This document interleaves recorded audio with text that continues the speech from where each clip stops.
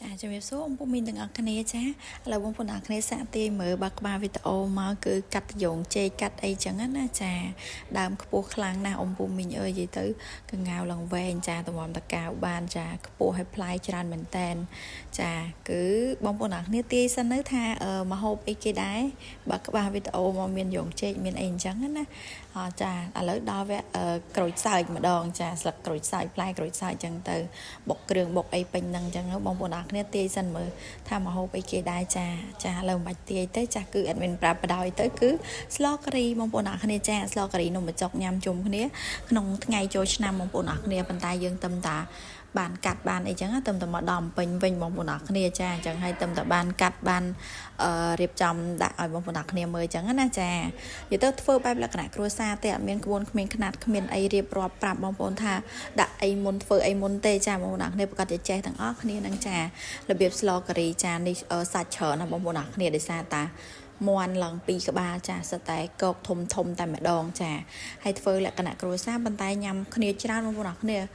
គ្រួសារយើងច្រើនគ្នាបងប្អូនអញ្ចឹងហើយគឺធ្វើឲ្យច្រើនចានិយាយទៅបងប្អូនគ្នាមើលចាឆ្នាំងឡើងប៉ុណ្ណានៃតែម្ដងចាដល់វគ្គងាស់ខ្ទិះដូងហើយចាដូចនេះខ្ញុំប្រាប់មុនហ្នឹងអញ្ចឹងបងប្អូនគ្នាគឺថាអត់មានក្បួនគ្មានខ្នាតអីទេដាក់នេះដាក់នោះស្កបប៊ីចេងអីតាមហ្នឹងទៅចាស្ដែកដីស្ករក្រហមអី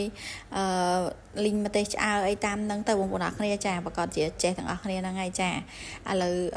មើលចាអូតំណងខ្លាំងណាបងប្អូនគ្នាហើយអាពេលធ្វើហ្នឹងណាឈ្ងុយខ្លាំងតែម្ដងបងប្អូនគ្នាដាក់កាពិដាក់អីមកនិយាយពីថាអើយអែមមែនតែនហើយពេលឆ្អិនហើយបងប្អូនឲ្យរសជាតិវិញនិយាយពីថាឆ្ងាញ់ខ្លាំងហ្មងណាព្រោះយើងធ្វើញ៉ាំជុំគ្នាស្រុកគ្នាទាំងអស់គ្នាជួយគ្នាម្នាក់ម្ដាយមួយជើងដើម្បីបានញ៉ាំចឹងហ៎និយាយទៅអានេះលក្ខណៈថាធ្វើតាំងពីថ្ងៃចូលឆ្នាំទី2បងប្អូនគ្នាហើយតែអត់បានកាត់បានអីចឹងទៅតែបានធ្វើចាហើយនិយាយទៅមានម្ហូបផ្សេងទៀតមួយថ្ងៃធ្វើនេះធ្វើនោះញ៉ាំជុំគ្នារហូតប៉ុន្តែអត់បានថតបានអីចឹងទៅចឹងហើយណាបានថតបានដាក់អីក៏បានកាត់ឲ្យបងប្អូនទាំងអស់គ្នាមើលតែបើថាអត់បានធ្វើទេចាគឺមិនបានកាត់មិនបានថតអីទេគឺអត់នឹងឯងចារវល់ណាស់មួយថ្ងៃចាក្នុងអំឡុងពេលជួយឆ្នាំហ្នឹងព្រោះអីយើងសប្បាយជុំគ្នាធ្វើអីញ៉ាំផងលេងអីតិចតួចអីចឹងទៅបងប្អូនអរគ្នាចា